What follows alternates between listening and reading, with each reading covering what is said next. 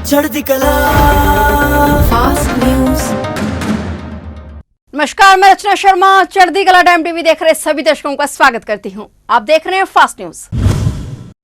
राजस्थान के भरतपुर में बाबा साहेब अंबेडकर की प्रतिमा लगाने को लेकर बवाल खड़ा हो गया। ये बवाल इतना बढ़ गया कि दंगे जैसे हालात लगने लगे। दो जातियों ने आपसी संघर्ष में न केवल जमकर आगजनी और चक्का जाम किया, बल्कि पुलिस पर 3 बार पथराव भी किया गया। कई पुलिसकर्मी इस शरारती तत्वों के बीच फंस गए। पुलिस ने और फोर्स मंगवाकर हालात को काबू करने की कोशिश की। उपद्रवियों को तितर-बितर करने के लिए पुलिस को आंसू गैस के गोले छोड़ने पड़े।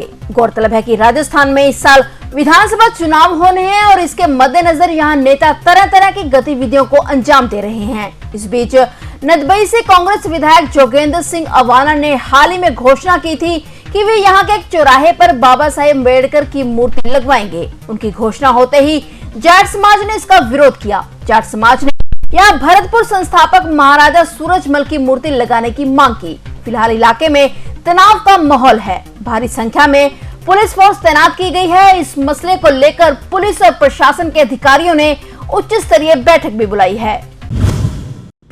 देश के 71,000 युवाओं को आज रोजगार का तोहफा मिल रहा है। प्रधानमंत्री नरेंद्र मोदी ने आज रोजगार मेले के तहत वीडियो कॉन्फ्रेंसिंग के माध्यम से लगभग 71,000 युवाओं को नियुक्ति पत्र सौंपे हैं। इस अवसर पर प्रधानमंत्री ने नियुक्त किए गए लोगों को संबोधित भी किया। रोजगार को बढ़ावा देने के लिए प्रधानमंत्री की प्रतिबद्धता पूरी करने की दिशा में यह रोजगार मेला बहुत महत्वपूर्ण कदम है। इसी कड़ी में नॉर्थ ईस्ट फ्रंटियर रेलवे के अधिकार क्षेत्र में रोजगार मेला 3 अलग अलग स्थानों गुवाहाटी, सिलीगुड़ी और नागालैंड के दीमापुर में आयोजित किया गया है। पंजाब के बठिंडा मिलिट्री स्टेशन पर गोलीबारी में सेना के 4 जवानों की मौत से अब तक लोग सन ही चल रहे थे कि उसके बाद एक और बड़ा हादसा सामने आ गया। मिलिट्री स्टेशन पर राइफल से अचानक गोली चलने से एक और जवान की मौत हो गई है। बताया जा रहा है कि ड्यूटी पर तैनात एक जवान की राइफल से अचानक गोली चली, जिससे उसकी मौके पर ही मौत हो गई। जवान की शिनाख्त लघुराज के रूप में की गई है। मृतक जवान के शव को बठिंडा अस्पताल में रखवाया गया है। पुलिस का कहना है कि पोस्टमार्टम के बाद ही पता चल पाएगा कि यह एक एक्सीडेंटल फायर की घटना थी या फिर जवान ने सुसाइड किया है। दरअसल इसी मिलिट्री स्टेशन पर कल बुधवार तड़के सेना के 4 जवानों की गोली मारकर हत्या कर दी गई, जब वे बठिंडा सैन्य स्टेशन में अपने बैरक में सो रहे थे। हत्यारों की अब तक पहचान नहीं हो पाई है, जबकि हत्या से जुड़े कई कारणों का पता लगाया जा रहा है। हत्या के स्थान से बरामद हथियार और इंसास राइफल के 19 खाली खोलों को फोरेंसिक जांच के लिए भेजा गया है। 9 अप्रैल को स्टेशन के शस्त्रागार से 28 गोलियों की एक मैगजीन के साथ राइफल चोरी हो गई थी। फिलहाल सेना और पुलिस सुराग के लिए सीसीटीवी फुटेज खंगाल रहे हैं। पंजाब के गढ़शंकर में हुए एक सड़क हादसे में 8 श्रद्धालुओं की मौत हो गई, जबकि कई लोग घायल हो गए। पुलिस से प्राप्त जानकारी के मुताबिक करीब 50 श्रद्धालु वैसाखी के समागम में हिस्सा लेने के लिए चरण चौक गंगा की ओर पैदल जा रहे थे। इस बीच एक तेज रफ्तार ट्रक ने उन्हें कुचल दिया। हादसे में 5 श्रद्धालुओं ने मौके पर ही दम तोड़ दिया, जबकि 3 लोगों की मौत अस्पताल में इलाज के दौरान हुई है। मरने वाले 5 श्रद्धालु एक ही परिवार के बताए जा रहे हैं। सभी मृतक श्रद्धालु यूपी के मुजफ्फरनगर से संबंध रखते हैं। हादसे के बाद ट्रक चालक मौके से फरार हो गया। पुलिस उसकी तलाश में जुटी हुई है। वारिस पंजाब के संगठन के प्रमुख भगोड़े अमृतपाल सिंह वांटेड के पोस्टर रेलवे स्टेशन गुरदासपुर व बटाला में लगे दिखाई दिए। पंजाब पुलिस द्वारा अमृतपाल सिंह को गिरफ्तार करने के लिए पंजाब भर में प्रमुख स्थानों पर छापेमारी की जा रही है, परंतु अमृतपाल अभी तक पुलिस की पकड़ से बाहर है। इसके तहत पुलिस ने अमृतपाल सिंह वांटेड के पोस्टर रेलवे स्टेशनों पर लगाए हैं। पोस्टरों में अमृतपाल सिंह की फोटो लगाकर लिखा है कि यह व्यक्ति पुलिस को कई मामलों में वांछित है। इसकी सूचना देने वाले का नाम गुप्त रखा जाएगा और इसके चलते आज जीआरपी और आरपीएफ फोर्स द्वारा संयुक्त तौर पर बटाला के रेलवे स्टेशन पर सर्च अभियान चलाया गया और यात्रियों के सामान की भी चेकिंग की गई।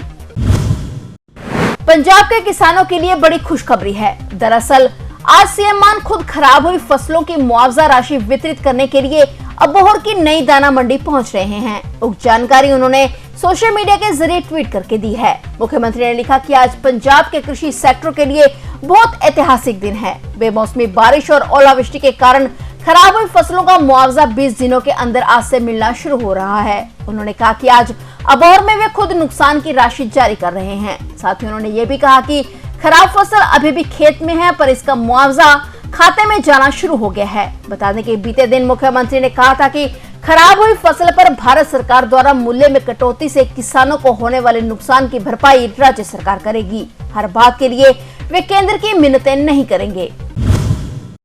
हरियाणा के मुख्यमंत्री मनोहर लाल 3 दिन के लिए पलवल दौरे पर हैं। इस दौरान उन्होंने बागपुर, धतीर, मडकोला और हथीन गांव में जनसंवाद कर आम जनता की समस्याएं सुनी और मौके पर ही उनके समाधान के आदेश दिए। इस अवसर पर उन्होंने करोड़ों रुपए मंजूर करने की भी घोषणा की। उन्होंने कहा कि जनता का जीवन आसान बनाने के लिए सरकार ने अनेक योजनाएं शुरू की हैं, जिन्हें परिवार पहचान पत्र से जोड़ा गया है, ताकि पात्र परिवार इसका भरपूर लाभ उठा सके।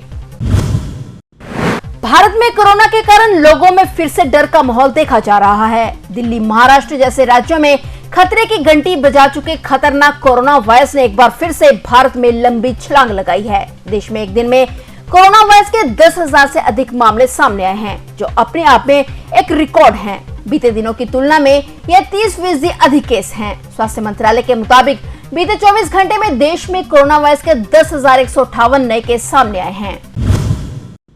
उत्तर कोरिया ने अपने हथियारों की टेस्टिंग जारी रखते हुए एक बैलिस्टिक मिसाइल दागी, जो कोरियाई प्रायद्वीप और जापान के बीच जा गिरी। इस घटना के मद्देनजर जापान को अपने एक द्वीप के निवासियों को एहतियातन सुरक्षित स्थानों पर जाने के लिए कहना पड़ा। हालांकि बाद में इस आदेश को वापस ले लिया गया। दक्षिण कोरिया के ज्वाइंट चीफ्स ऑफ स्टाफ ने कहा कि उत्तर कोरिया की राजधानी प्योंगयांग के पास से दागी गई मिसाइल कोरियाई प्रायद्वीप और जापान के बीच जा गिरी। एक बयान में इस मिसाइल को मध्यम एवं लंबी दूरी का हथियार बताया गया है, लेकिन इसमें यह साफ नहीं किया गया कि मिसाइल ने कितनी दूरी तय की। जापान के रक्षा मंत्री ने कहा कि मिसाइल जापान के विशेष आर्थिक क्षेत्र में नहीं पहुंची है। उत्तरी कोरिया ने 2022 की शुरुआत से लेकर अब तक करीब 100 मिसाइल दागी हैं, जिनमें से कई परमाणु हथियार ले जाने में सक्षम हैं।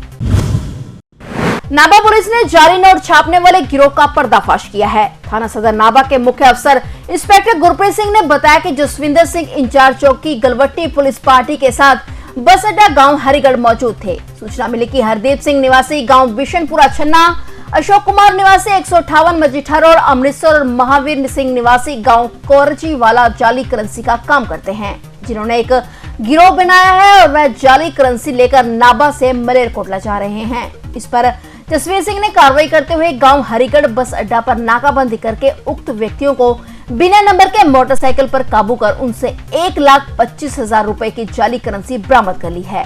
आरोपियों के खिलाफ केस दर्ज कर उन्हें गिरफ्तार कर लिया गया है। आरोपी ये नोट कहां छापते थे, इस संबंधी पूछताछ की जा रही है। पंजाबी गायक मनकीरत औलख एक बार फिर से विवादों में गिर गए हैं। बताया जा रहा है कि मनकीरत औलख के नए गाने राइज एंड शाइन को लेकर एक शख्स मनदीप सिंह ने डीजीपी को शिकायत दर्ज करवाई है, जिसमें उसने मनकीरत के गाने पर ऐतराज जताया है। शिकायतकर्ता ने मनकीरत औलख पर नशे व हथियारों को प्रमोट करने के आरोप लगाए हैं। मनदीप सिंह ने हाईकोर्ट के हुक्मों की उल्लंघना का हवाला देते हुए पंजाब के डीजीपी को ईमेल के जरिए शिकायत की है। जिक्र योग्य है कि मनकीरत औलख को सिद्धू मूसेवाला की हत्या के दौरान भी पुलिस जांच का सामना करना पड़ा था। वहीं अब एक बार फिर से वे अपने नए गाने को लेकर विवादों में घिर गए हैं। उत्तर प्रदेश में प्रयागराज के बहुचर्चित उमेश पाल हत्याकांड में माफिया से नेता बने अतीक अहमद सहित उसका पूरा परिवार पुलिस कार्रवाई का सामना कर रहा है। उमेश पाल हत्याकांड में अतीक के पूरे परिवार के सभी लोग नामजद किए गए हैं। अगर बात करें गैंगस्टर अतीक अहमद की, तो वो खुद इस समय प्रयागराज की नैनी जेल में बंद है। वहीं उसके दोनों बड़े लड़के उमर और अली राज्य की अलग अलग जेलों में बंद हैं। तीसरा बेटा फरार चल रहा है।